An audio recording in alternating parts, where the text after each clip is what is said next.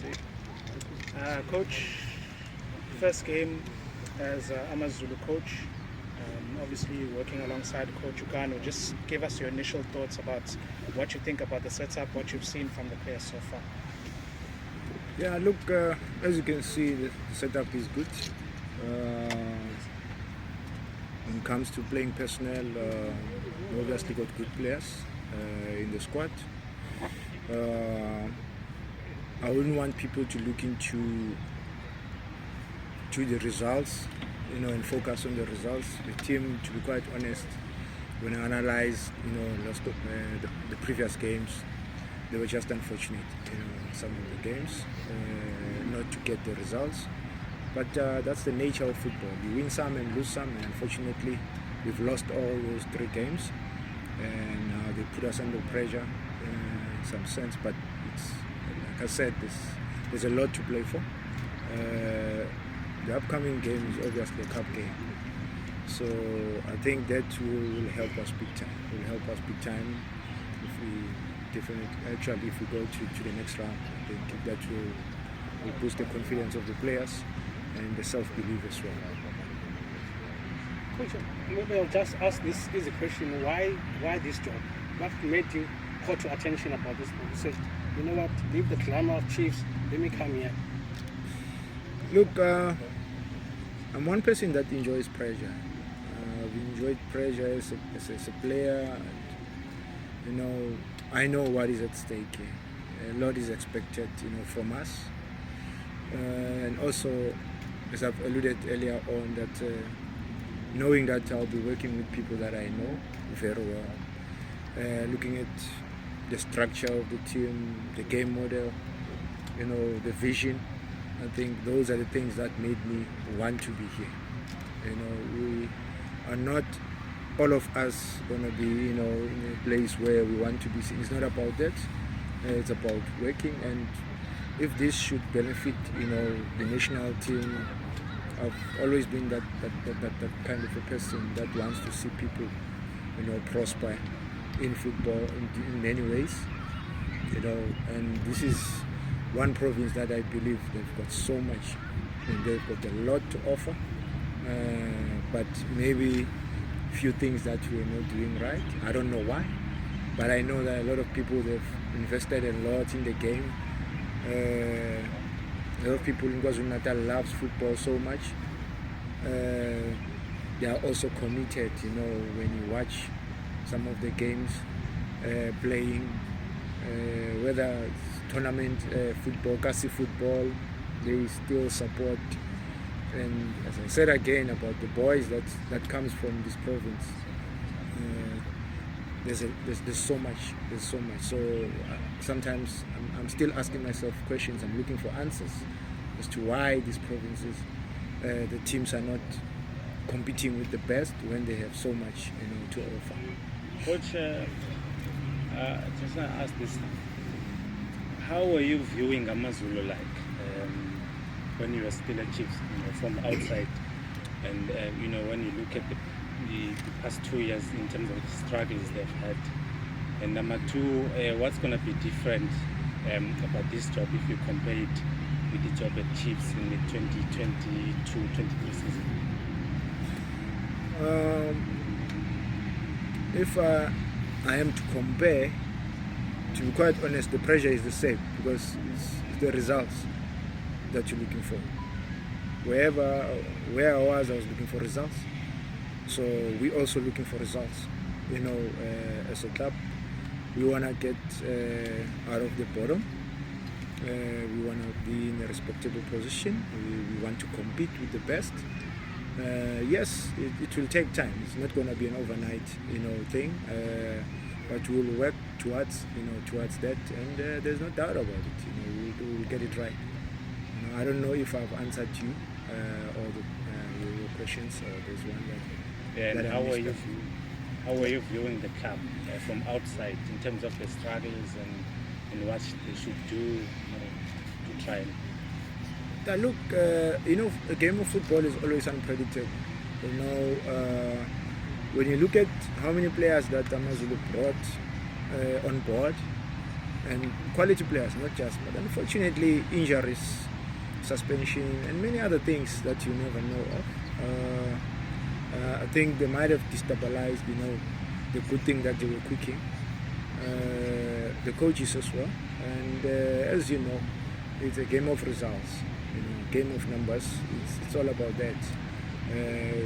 Even with us, we just want to hit the ground running, but at the same time also trying to strike a balance in terms of knowing what is actually happening in the development structures, because it's our responsibility as coaches.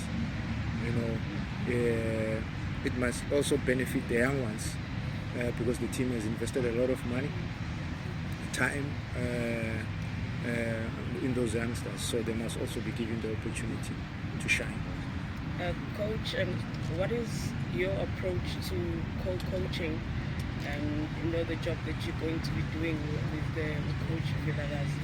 I mean, knowing that no two people in the world can think alike, so how are you planning to maneuver to make sure that the club progresses? I'll start by saying we're already enjoying ourselves. I'll tell you, maybe my leader here will attest to that. About this interview, saying, "Coach, you take it." He says, "No, Coach, you go for it." So that's how we communicate. We share the responsibility. There is not a case of the other one is above than the other. No, we equal. We respect each other. We have the same level of respect for each other, on and off the field. Because the most important thing for us, like I said, is about the club. Not about Arthur Zwane. It's not about Coach Kanu. It's not about any other person, but about the club. The club is bigger than us. So we're here to make sure that things are running smooth. We have to make sure that the team goes back to where it belongs, and we grind the results. We can do all the good things, but if the team doesn't win, we will still be on the bottom of the log. So, and then what are we saying? The status is at stake. It's a lot of millions. So we want to take the team off the bottom and make sure that we're in respectable positions. Then the rest will follow. We'll see. We'll take it one step at a time. Coach, you obviously have what is perceived as a tough encounter this weekend. Stellenbosch, who hasn't been quiet for the past 2 seasons. They seem to be doing well in cup competitions. Just your thoughts on what to expect this weekend. I expect nothing less than war from their side. When you look at them, their game model, they play high tempo from the first whistle, to the last. And even if you take them to extra time, they are still physically, their tactical endurance is second to none.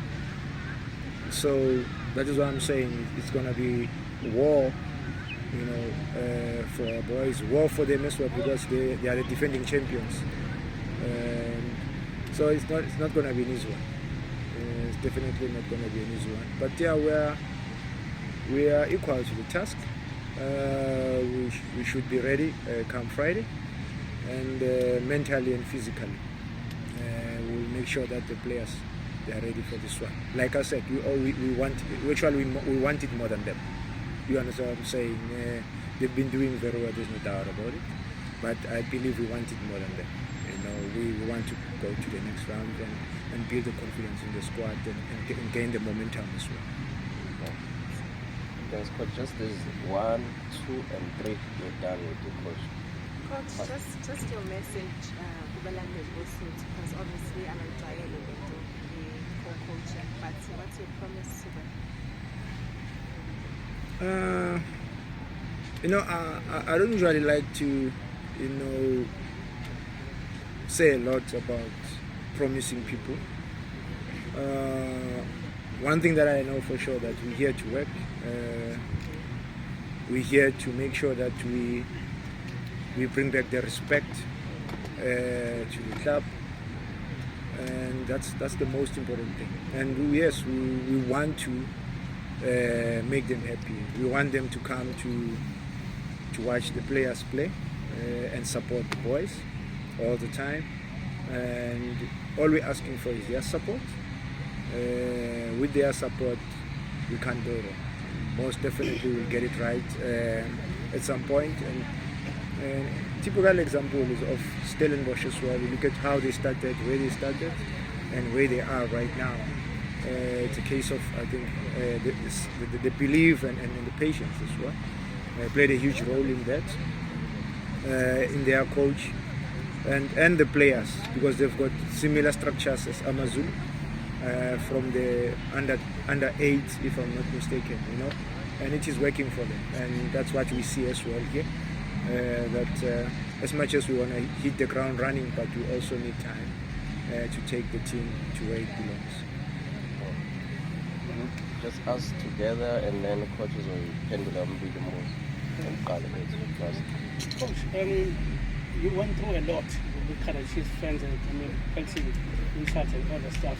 Do you feel revived, re-energized, fresh to keep on, having had a year, last season, not being involved with the senior team?